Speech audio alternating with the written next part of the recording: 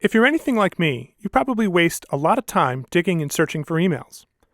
Our new Sender Sidebar feature solves that by showing you all the recent email you've exchanged with someone all in one place.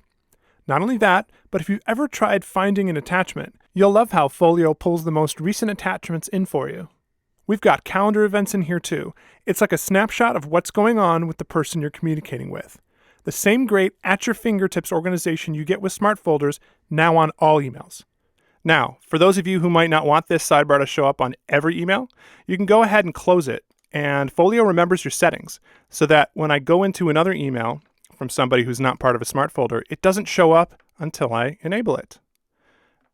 But in any case, all of your smart folders will have the sidebar show by default, so it doesn't change that setting.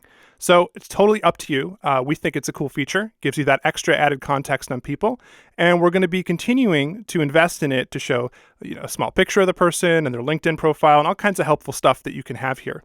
So thanks for watching. We hope you enjoy the Sender Sidebar.